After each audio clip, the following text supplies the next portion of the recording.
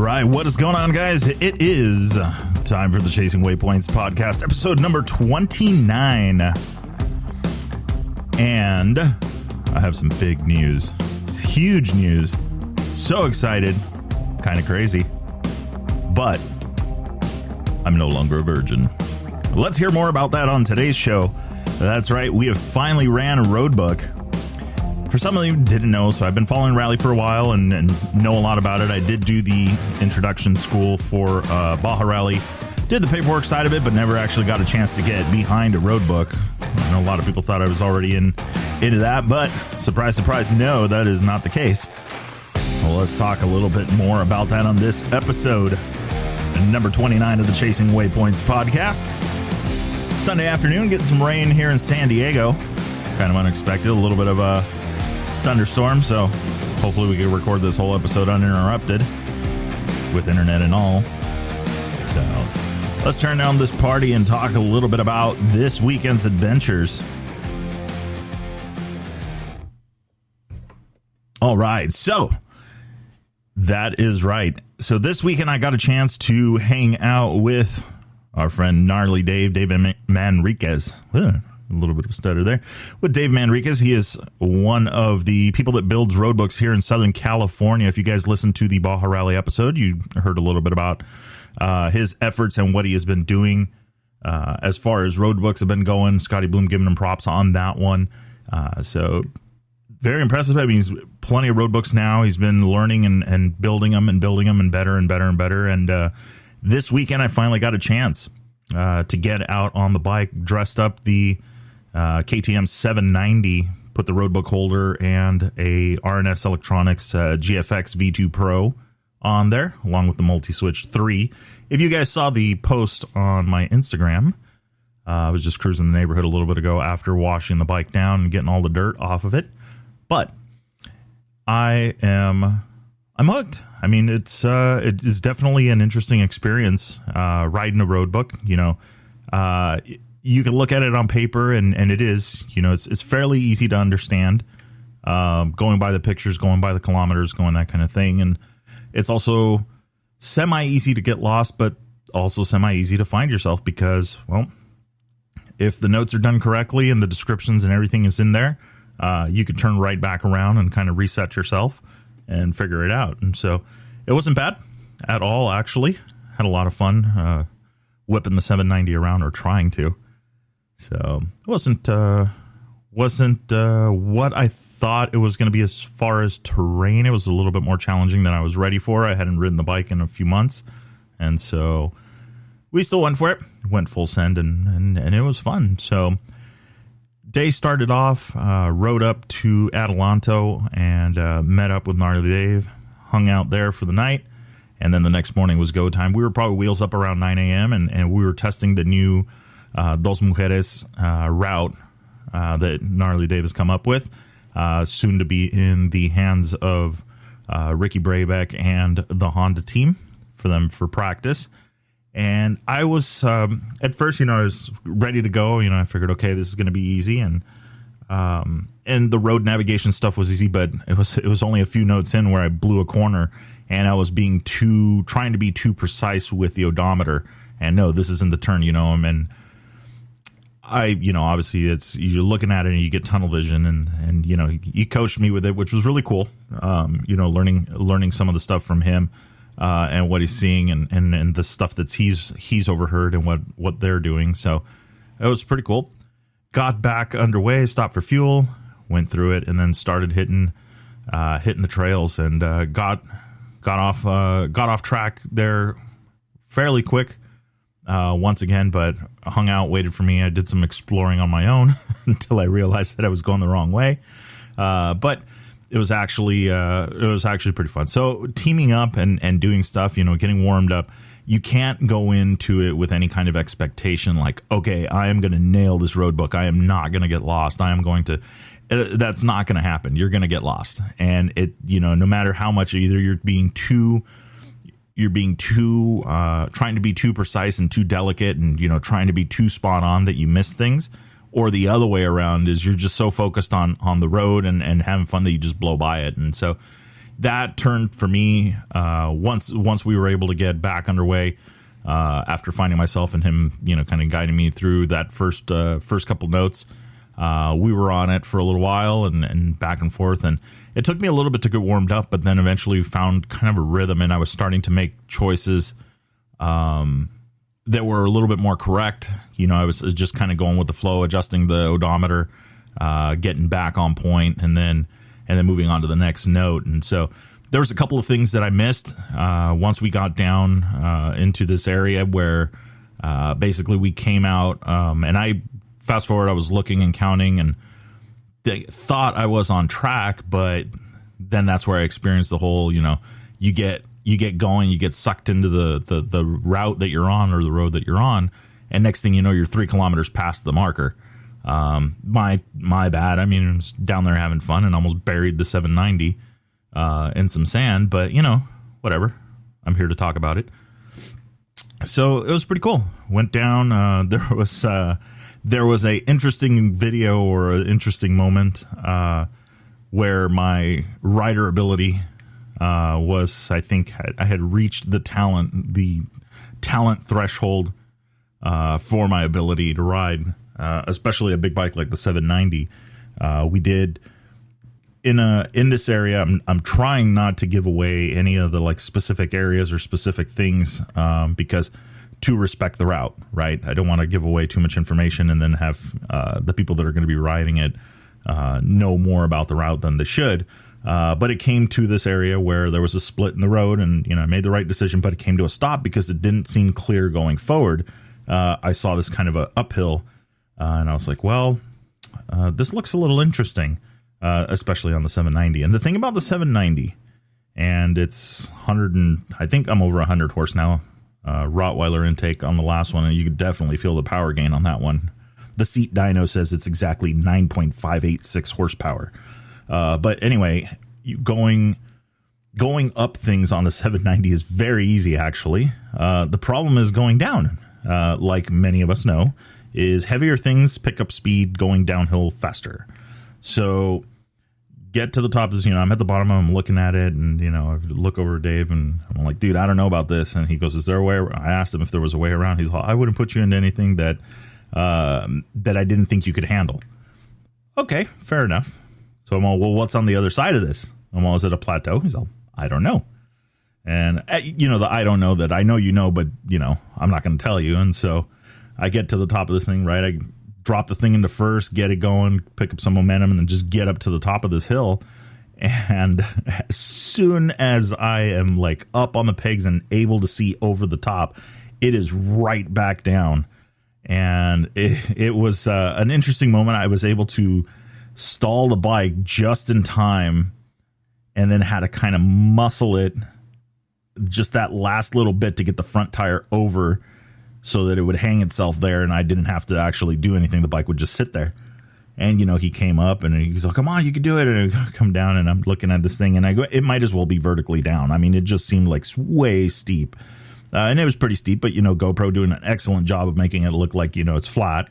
But I'm looking at this thing going, this is the end. This is literally, I'm going to watch my bike just fold itself in half on the way down. And no sooner than I'm sitting there contemplating my life choices, 2 Jeeps roll up, and they're, so now, like we said, now I've got an audience. So now not only is it Dave down at the bottom going, you can do it, now I got these guys also doing it. And I'm like, well, I got no other choice.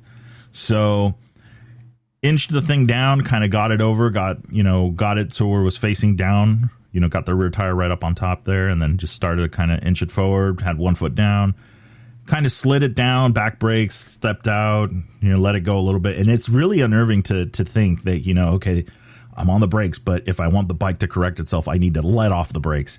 And so that was a little bit of a challenge, but managed to get that one out. And then towards the bottom, the ABS kicked on. My bad, because this is something that I need to practice on. I know my abilities, and I know that I need to practice on my braking and brake control. And for sure, that was a mistake of mine that I had ABS on, and full ABS, so rear and front. So it was on off-road mode. So off-road throttle response, motorcycle traction control was on, and on-road ABS, which everybody that's listening goes, you should be doing that. Correct, I shouldn't be. But what I should be doing is practicing more using the off-road ABS and feathering the brake. Mind it, I was a bit nervous because it was the first time riding the bike in full-on motocross boots.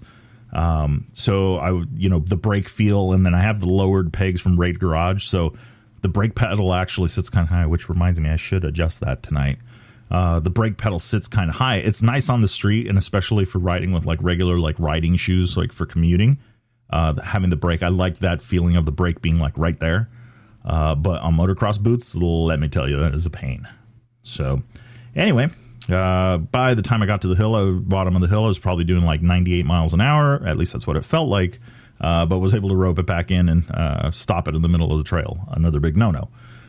So the Jeep guys, everybody fist bumps, high fives, whatever. And then we were on to the races. So same thing, more navigation stuff and focusing and trying to really kind of go, not go fast, but go the correct way and make correct choices, which was, I think that was mainly my focus. And something that was interesting for me, I've said it before where I thought that when you're racing like with a rally comp or you're in a rally raid and you have like a rally comp unit, right? And you go through an area and the rally comp unit beeps at you that you've cleared a waypoint. That feeling of relief, like, okay, cool, we're on it. Well, there's more to it than that.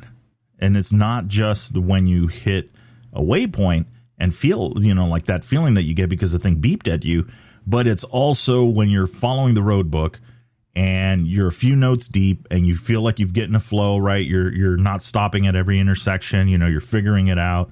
And then there's areas where, okay, I'm starting to question myself on this because it's been a little bit since the last note. I feel like I'm in the right direction. There's a lot of lines in this area. Did I get the right one? And then all of a sudden you look at the note and it's like, okay, I should be coming up on this like U-turn. And so you look at it, I look down and I go, going, holy hell, there it is. U-turn on the road, U-turn on the book.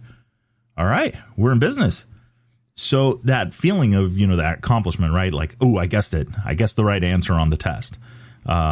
It really doesn't, it's not exclusive to the waypoints, but it's also encompassed in the notes and doing that. So I think that was a very big moment for me in navigating and learning this.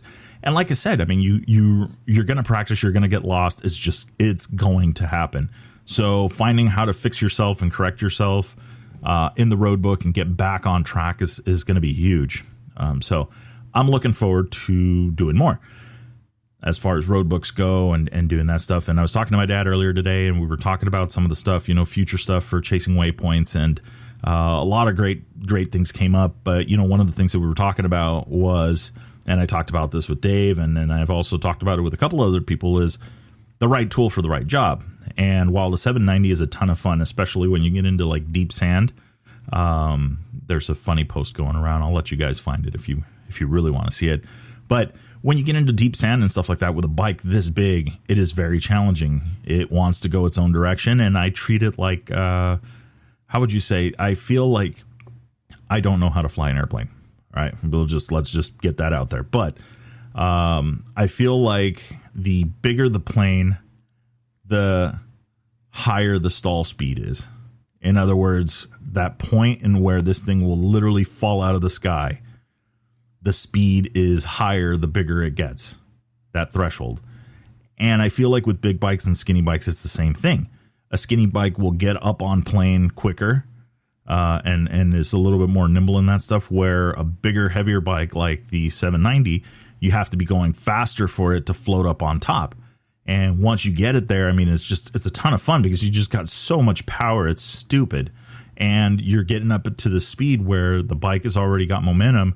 You hit the accelerator and I mean, it almost feels like it accelerates like if it was on pavement. It's crazy, but it's so much fun. But it also sucks when you have to turn, because now it's like, okay, I got to drop it into second. I'm going to have to slow down carefully here, and I'm going to have to make this turn. So another area of opportunity, right? In this ride, I learned a lot about, where my abilities are as far as a rider goes on a big bike like this. And it can be done. And hats off to Wes Van Nieuwenhuis for competing on a 790 at the Sonora Rally in sugar sand, which is even worse.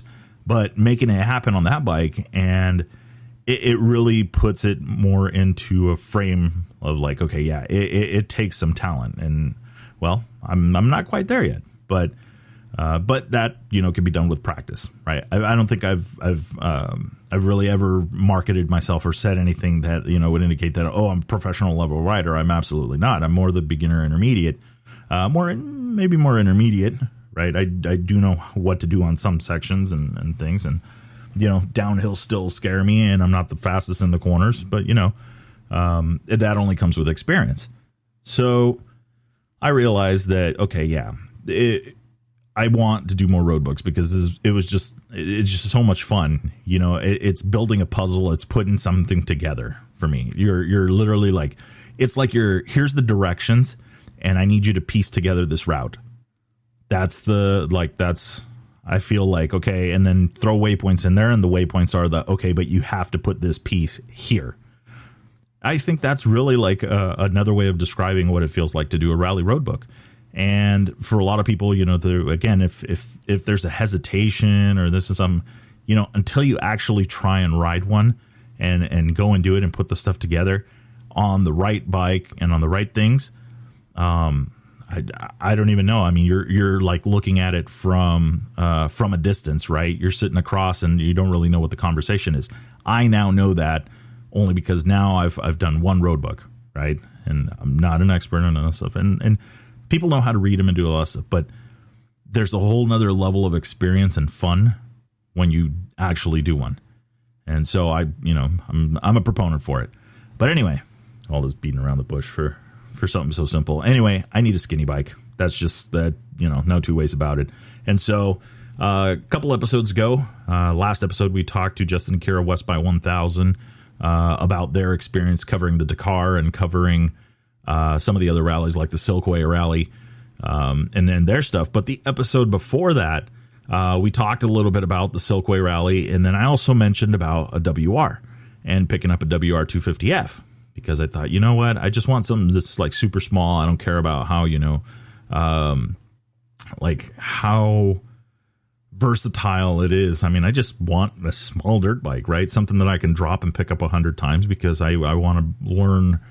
I want to better my skills as a rider.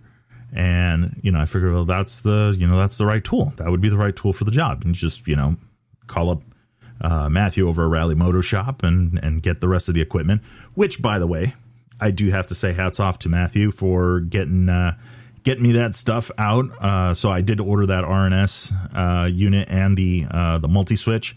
I think he had that thing boxed up in like 6 minutes and out the door, and received it the next day, which blew me away, from Canada, which is crazy.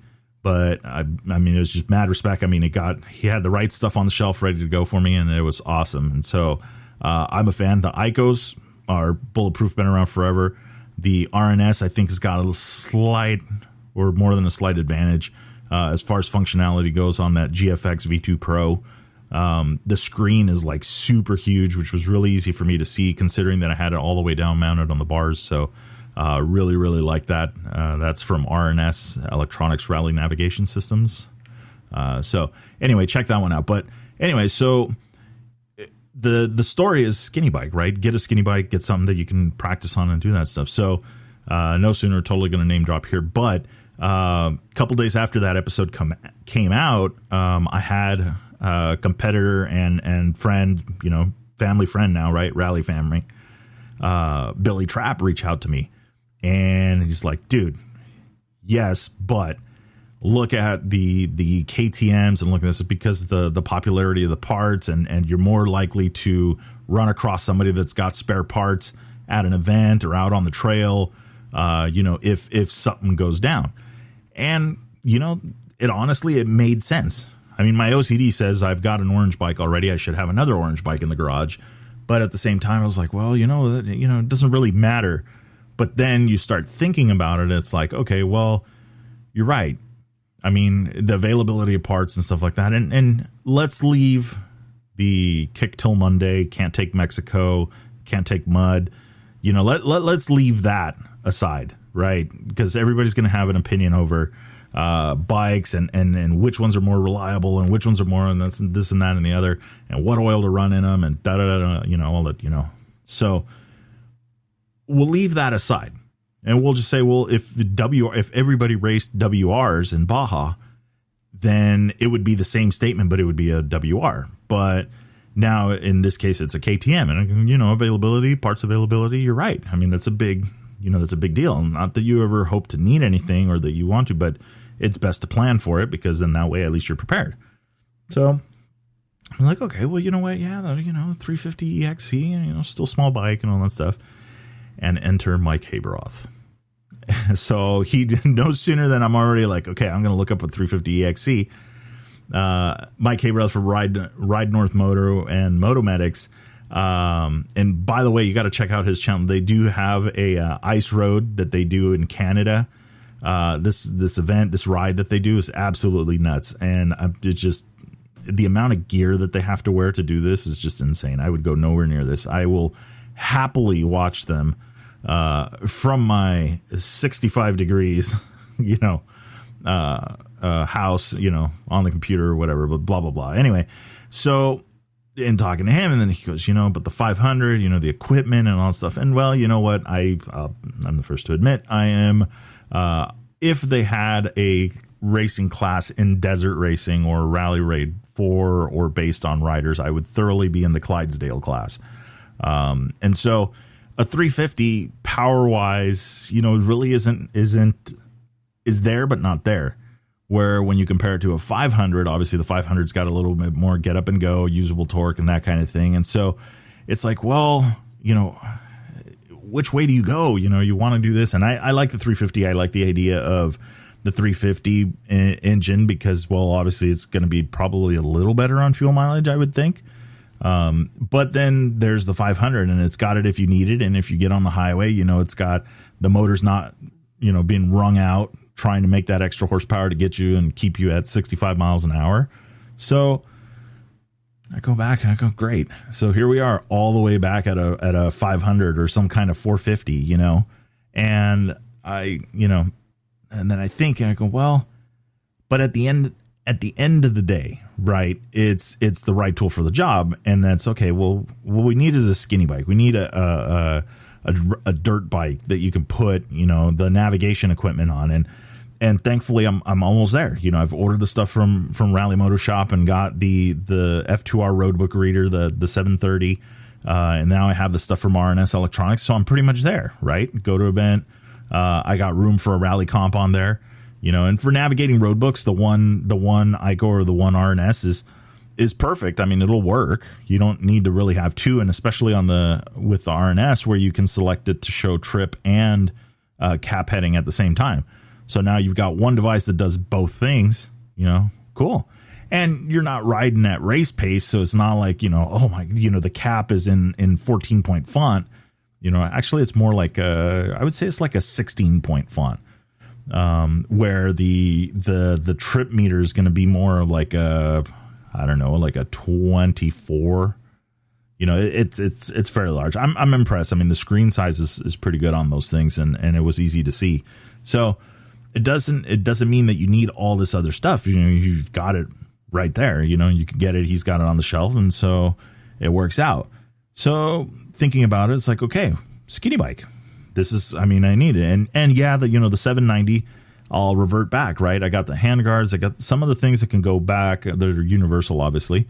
I'll put the handguards back on that have the Rottweiler mirror adapters, and then throw the Garmin GPS back on there up on top, replace where the Roadbook reader was, get the hand controls back up front, back onto the handlebars, and it's ready to go. And I still think the 790 is an excellent bike for Baja for the stuff that I like to do, which is, the Laguna Hansons, the Mike Sky Ranch, the Ejido Erendida, there's, those places. And then going to, like, say if I go all the way to La Paz or go all the way to Cabo, I'm sure I can get there on a 500 or a 501 or a 450 of some sort.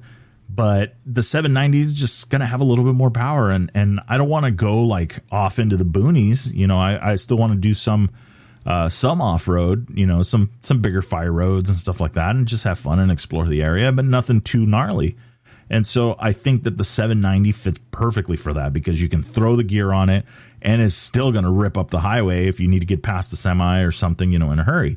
So it has its place. And I still think that that is a great bike for doing that kind of stuff.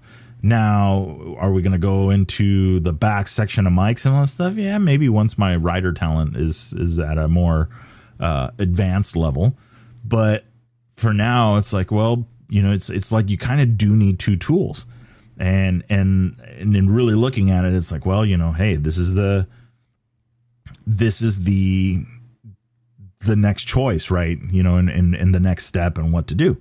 I noticed, and speaking with another friend today, I won't name drop his name because I don't know if he's, up for it or whatever, but we were talking about bikes, and he's just built a 701, real bitchin' 701 LR, got the front tank, back tank on it. It's got a rally fairing on it. And it's just this badass little long distance traveler. And it seems like that's the kind of way that a lot of guys are going on that. And by a lot of guys, I mean, I know that Mike Johnson from Rally Comp's got one in his stable now. I believe that came from Lyndon Poskett. I'm not 100% sure, but could be. But anyway, I mean, it's like single cylinder, thumper, big displacement, and smooth. And so it seems like that, that kind of bike would be better suited for a lot of this stuff. Now, well, why not get a 701 and keep the 790? And I go, well, they're too close together. The weight is a little higher on the 701 versus the 500, and it's getting closer to the 790, 890 from KTM. But then you think, well, I mean, if I'm going to do it, and I'm going to have two bikes in the stable, then one has to be much have a more distinct difference. And that's where the 500s, 500 or 450 comes into play, because it's like, okay, well, yeah, here's a sizable weight difference, and here is a sizable difference in power delivery and handling characteristics. There's more to it. Not to say that the 790 or the 701 wouldn't be. I mean, the 701 has the ladder frame. It's built like the rally bikes. As a matter of fact, the original, when the rules changed at Dakar, they took the same frame and then they just put a 450 engine in it to meet the requirements, which, I mean, if things keep going the way they're going and they're trying to slow bikes down, we'll probably be all running 250s here in the next 5 years. So I don't know. At least that's what I'm looking at. But anyway, I mean, it has its, somebody called it, I think it was Mike Habroth, and he says, it's like the Swiss Army knife. It's just the thing that does all the things, and it does everything well enough, right? So then I think, yeah, I mean, that makes sense. So now it's like, okay, well, let's hit Cycle Trader, let's hit Craigslist, let's hit Facebook Marketplace, and let's start looking for a bike. What's out there, what are the costs like, and all that stuff. And let me tell you right now, the used bike market is just absolutely horrible right now. Everything is premiums. I mean, not like, and I should say, good for them. I mean, you're being able to sell the bike at a good, at a decent price, but that's not that far off from MSRP, which is kind of interesting. It ruins it for people trying to get into it, but then it also puts a lot more business back into the dealership, because now that gap of I'll just buy used because, it still saves me a few grand. That gap quickly disappeared, and now it's like, well, maybe I should just buy a brand new one if I'm already going to pay all this money. So it definitely makes a difference in the purchasing and how quickly a decision can be made on as far as a bike. So anyway, so I'm looking forward to it. I mean, I think that it's going to be an interesting battle to find the right deal. The equipment's pretty much already there. I mean, I know I've only got a couple of brackets and things that I need from Motoshop, Rally Motoshop to finish up the nav case. And, I'm not going to go full fairing on it right away. Maybe later on I'll look at something like from Rebel X or something like that. But for now, I think I'll just, I'll stick to the handlebar thing and not invest a whole lot into it. But more so that I can just have a basic bike, something that anybody else could build, right? If you have the you're like, hey, I want to get into this, and I'm trying to figure out, well, I got this dirt bike, or what, my buddy's got a WR, or he's got a something or other, and I'm just want to bolt some stuff to it and go, then you can do it, right? The idea is not to feel like, oh, well, I can't get into rally, or if I don't have a fairing, I am going to feel like I am not, I'm not rally worthy or rally ready or whatever you want to call it. I mean, it looks cool. They look cool. Okay, I'll give you that. But at the end of the day, it's like, well, it's the equipment. Is the equipment right? Will the equipment work? Will it get you from point A to point B? And you know what? You don't need a fairing to make that happen. Yeah, the wind protection's nice and all that stuff. Yes, there is no two ways about that. But the idea of, I just need a basic bike, something that works. Hey, get the springs, get your bike sprung for your weight, and then get them valved, get them gone through. Just something basic, right? Make the bike comfortable, and make the bike comfortable, and make sure it can turn some miles, and then make it happen. I mean, that's literally the goal, right? Is get out, get to it, and see what happens. I mean, it just, like I said, going out for the first time behind a road book, right? And looking at it and exploring these areas and going into these areas. And it was really it's really satisfying. You're coming up onto a split and you see everything and you're like, hey, look, there's the rock that's on this map. There's the split. There's that. Okay, I need to go this way. And just seeing that little win, keeps you going on to the next one. And then you're like, okay, I'm going to slow it down just a little bit because I want to make this decision that's coming up without stopping and doing that, and just in the flow and just going.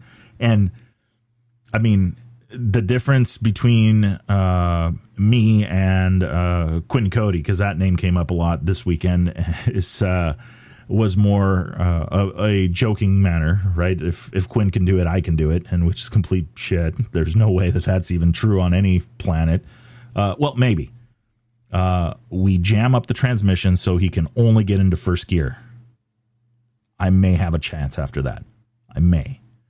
But anyway, so it's like you see these things and you're like, the only difference between one to the others, yeah, well, your rider ability and your confidence on the bike and to be able to do that, but then it's that practice of getting into the flow and reading and developing your system. And it's like, okay, I'm not going to microanalyze the road book. I'm just going to go with it, and I'm going to ride with the force, as Scotty would call it in his class. And it's just like that feeling, and it's kind of weird, but it makes sense and it works. And I mean, I'm sure he's not the only one that teaches that. I mean, I'm sure if you talk to some of the other guys that teach it, teach rally navigation and stuff like that, like, I'm sure it's going to be a similar idea that, hey, you know what, this will, at some point you have to decide. You're either racing, riding for speed, or you're riding for navigation. It's kind of like one or the other. And when one gets better than the other, then the other one gets easier. And so you just kind of go back and forth on your talent builds. But the only way that happens is skinny bike, road book holder, and go out and get lost. I mean, there's no other way around it. And now seeing it, firsthand and experiencing it is like, you have a really good idea of what a road book is like and how to read it and do all of that stuff. But you have to experience those wins. And you have to go out and just see it and see how it works out for you. And so that's why I was like, I was blown away this weekend. I got to see some places that I'd never been. For exactly about 3/4 of the day, I had not a single idea where we were, which was kind of awesome, and just getting to know new areas and stuff. And I wish that some of the stuff was a little greener. It would have just looked that much more epic. But still, and it's something that was very like, some of the areas were kind of like picturesque, like, we're way up above this town coming into it, and, we're doing these things, and it's like, it's really awesome to see these things, and from a motorcycle and from a road book. And now I think like, okay, well, if you guys have been following the show and heard some of the other people that have participated in international rallies, it's like, okay, rally is a way to travel. Like, imagine going to Imagine visiting, I don't know, like Cabo San Lucas or La Paz or going to Ensenada or imagine just going to any destination and literally just staying in the hotel. Like literally, like that's all you do is just stay in the hotel. But staying and not going outside of that shell. And that I think I can relate now to what it is to experience a road book and go out and experience some of these things, because generally you're going to go into areas that are not as well traveled, that aren't as marked up and as, as popular. But you're going to be there and you're going to get to see things that you wouldn't have seen otherwise. And that's where the hotel thing is like you never leave, quote unquote, you never leave the hotel.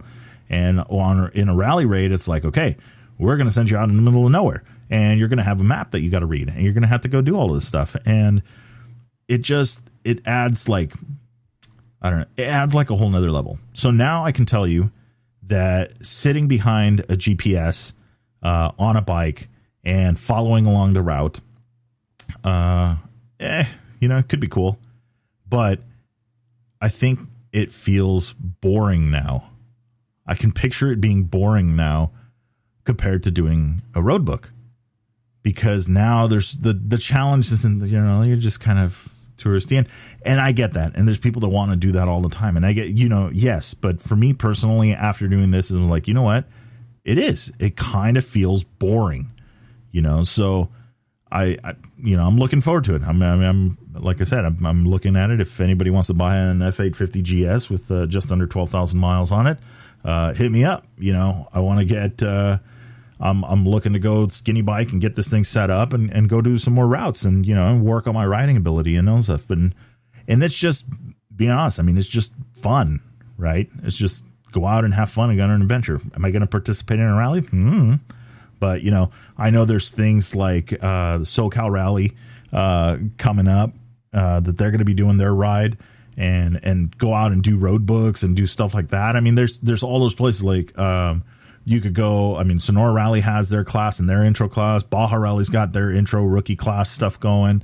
So the resources are out there and the places to go and do these things. And yeah, if you guys are listening on the East Coast, it might involve some traveling, but think of it as the beginning of the rally adventure and getting into the sport. You're going to go travel to go see some stuff that you would have never have seen anyway. So, be glad for that. Right. And so I think that it's something that, I don't know. I believe it. People need to do more of it and get into it. And so we'll see. We'll see. I'm going to look for the right deal. We're going to look for the right bike and be patient about it, and then get out into, go out and do some road book and stuff. And just even creating road books of roads that I've been down, I think I could feel like it was probably pretty cool for, Dave to be watching me, gnarly Dave, be watching, me get lost, blow by him twice and not even see him. And just that was completely because he was standing still waiting for me to figure out where the hell I was going. So it was one of those things that, it's like, it's frustrating, but at the same time, it's like, okay, going to regroup, going to head back to this point because I know where I was at that point. Okay, I'm going to slow it down when I get to this kilometer because this is where this exit is. And I'm going to stop and look around and all that stuff. And you know what? Yeah, it's going to cost you time in a rally. But for the racing and the competitives, yes, that is. But for somebody that's there for the adventure and there to just see these lands and see these areas, who gives a shit? You know what? Hey, I'm going to stop and take a minute. I feel like having a smoke. I'm going to have a smoke. I feel like I'm just going to sit here and enjoy this fruit bar and take some pictures. I'm going to enjoy this fruit bar and take some pictures. It's within reason because I've been on the receiving end of that. And I'm like, dude, I don't need a bunch of guys coming in after sunset. The goal is to have everybody home before sunset and, at a reasonable time, And so there's the clear cut. There is a line between the people that are there to be competitive and race this thing and the guys that are there because, well, you know what? I'm just here for the adventure. And so I will be the first to say I am going to be the guy that's there for the adventure. Why? Because I know I'm not a fast rider. I'm not as talented as the Skylar Houses of the world, the Andrew Shorts of the world. Nowhere near them. I will enjoy watching them. If they need a hand, I will enjoy stopping and giving them a hand. But I'm there for the adventure. So I hope more people are there. You know, they decide, you know what, yeah, this sounds cool. This is what I want to do. You know, so I hope that inspires some people to do it. But get yourself a bike and get yourself some rally gear and just go do it. That's it. There's no like, okay, just do it. We talked about it on that episode with Scott Bloom of Baja Rally, and the words ring true. It's absolutely true. You just got to get out and do it, and it's just fun. And you know, everybody figures out the route, and you're the last one to figure it out, and you get gassed around the campfire at the end of the day or whatever it is. You know, yeah, cool, but it's part of the fun. And then the next guy goes out and gets lost the next day, and then now you get to give them a hard time, you know, when you guys get back home or whatever. And so it doesn't matter, but it's all adding up to a different experience, a different adventure, and something that is completely different. So, like I said, I hope more people try it. Like I said, I had a lot of fun. It was awesome to see these areas. And on the 790, there's some work. There's some things that I realized that I need to do to the bike and get it fine tuned. But for the most part, it was still a ball. And I still had fun. So I'm looking forward to doing it again, except this time on the right tool for the right job. Or wait, the right tool for the job. Right tool for the job. That's the saying. So I don't know. But anyway, that is the end of my rant. And I just wanted to share the news with everybody that I am no longer a rally virgin. So I hope everybody is having a good week and having fun. Well, wait, I hope everybody has a good week and has fun and gets a chance to get out to do some riding and start looking at it. You got a skinny bike in the garage? I would jump on the Rally Moto Shop website and start looking for some navigation gear, because you need to do that.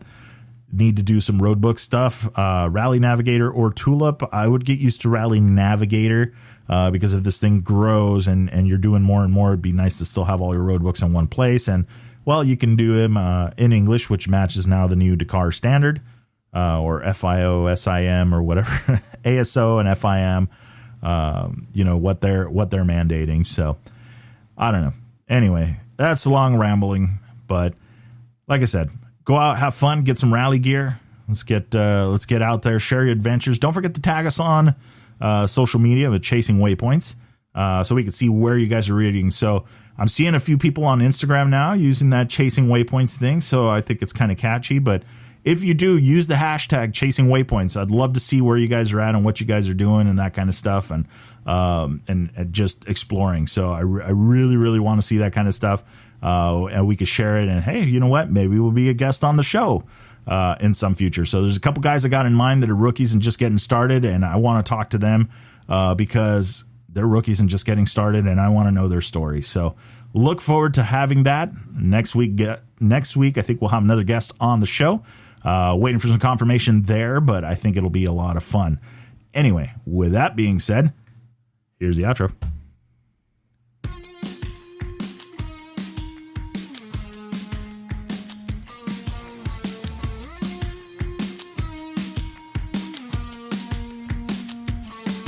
All right, that is a wrap for the Chasing Waypoints podcast this week. Hope you guys enjoyed the show. Don't forget to like and subscribe if you like what you heard.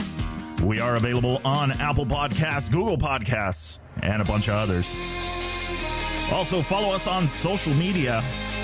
You can find us on Facebook under Chasing Waypoints, Instagram Chasing Waypoints _official, and of course, the YouTube under Chasing Waypoints.